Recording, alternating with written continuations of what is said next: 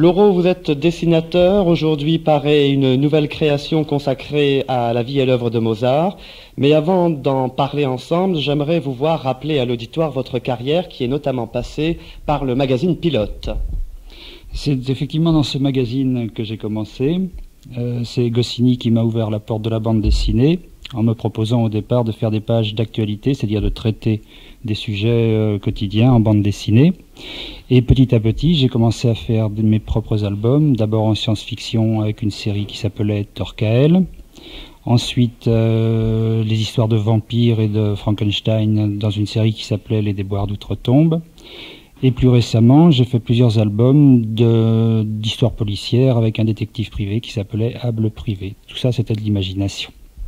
Alors, parallèlement à la parution de cet album consacré à Mozart, vous illustrez quotidiennement l'actualité, je crois.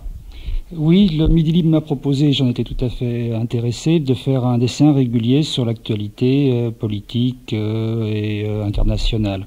Ça peut être soit Reagan avec son histoire de vente d'armes au Nicaragua, enfin en Iran, puis avec l'argent qui est allé au Nicaragua, ça peut être la cohabitation, ça peut être tout ce qu'on peut lire dans les journaux, et c'est un métier tout à fait intéressant, qui est assez loin de la bande dessinée, qui demande une culture journalistique et politique sérieuse pour arriver à faire quelque chose d'intéressant. Puis qui en appelle aussi un certain talent de synthèse pour un dessin qui synthétise à lui seul tout un pan de l'actualité, je crois. Il faut arriver à dire en quelques traits quasiment ce qu'on peut dire dans un éditorial, c'est-à-dire avec une dizaine de lignes. C'est pas toujours facile, mais c'est tout à fait intéressant. Et puis aujourd'hui, un nouvel album consacré à la vie et l'œuvre de Mozart est publié par les éditions Briand et Lafon, et pour lequel vous vous êtes associé à deux scénaristes. Alors comment vous êtes-vous arrangés pour travailler ensemble ? C'est une histoire de région. D'abord, l'éditeur Briand dont on vient de parler publie à Toulouse ses albums. Il m'a donc contacté pour me demander si je serais intéressé pour faire une vie de Mozart.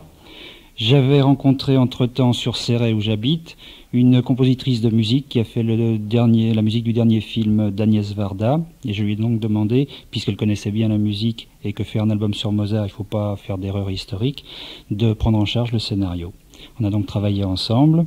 C'était donc un travail encore complètement différent de ce que j'avais fait jusqu'à présent, puisque là, il faut faire très attention aux détails historiques, avoir une grosse documentation sur les différents personnages qu'il a rencontrés, les lieux où il a été, les costumes d'époque, les diligences, etc. C'était donc un travail de documentation d'abord et de dessin ensuite. Oui, parce que l'album commence par une évocation de la guerre de 7 ans avec une belle vue de Salzbourg, je crois. Alors, comment vous avez procédé ? Eh bien, merci au syndicat d'initiative de Salzbourg qui m'a envoyé tous les documents nécessaires. Et donc, c'est surtout à partir de photos que j'ai travaillé, de documents qu'il a fallu aller chercher dans les bibliothèques, notamment quand on a une tête de Salieri à dessiner. Bon, il ressemblait à quelqu'un, il a fallu trouver la gravure de la tête de Salieri. Et c'est un petit peu sur ce principe-là qu'on a fonctionné, de façon à enlever un petit peu l'image d'Épinal du petit Mozart génial et retransmettre une image la plus réelle possible de la vie qu'il a eue, qui n'a pas toujours été drôle d'ailleurs. Wolfgang Amadeus Mozart passe donc à la bande dessinée par le biais de cet album dû au talent de Laurent, que je remercie.